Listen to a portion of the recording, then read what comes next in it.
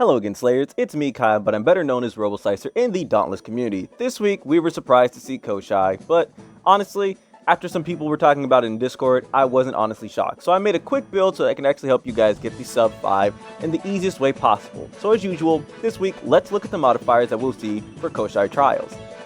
This week, just like last time, we're going to be seeing Styxian Sacrifice, so we'll see those little Styxians running around. Fortification, so objects that's created by the behemoth will have more HP.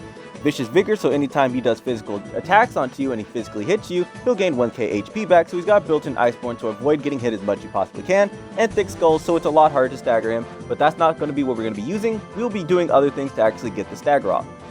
Strats for this week are very simple. As usual, you're going to pop your potion, jump right in, and he'll be waiting for you at the start. But this time, instead of pulling towards him like we normally do, we're going to use the Malk special ability to run straight towards him, get some shock damage onto him, and immediately start beating his face in. Now, again, there has been a small update, so Chainblade, you're no longer invisible when you hit the floor for a few seconds. You have to stay up in the air longer when he does his arm swipes to avoid getting hit.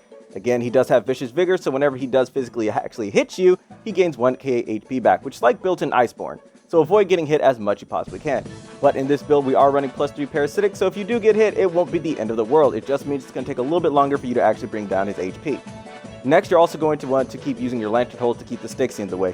They can be a bit of a hassle if you just keep getting hit by them, but as long as you use your Lantern Hold to with the Pangar Shrine, you will be fine by keeping them away. Also focus on his tail as much as you possibly can. You are using +3 Aetheric Attunement in this build because they're built into the things you're bonded to, so I wouldn't worry too much about actually, not being able to use Lantern Holds, but you also get 30% increased damage whenever you hit his tail. So if you can, focus on his tail as much as you possibly can. If you can't, don't worry about it. Next, you're going to be doing a lot of shock proc, so if you can't make a build that has overpower in it, I would recommend using it. Other than that, there's not really much else I can tell you guys that would be very beneficial. Get the boops if you can. If you want to, if you see him go underground, he's getting ready to go jump up into the air and hit you, you can pick up the purple orb so that you can get the boop off a lot easier without trading like I have. Other than that, that's really much all I can do for you guys. Get as much shock proc damage as you possibly can onto him.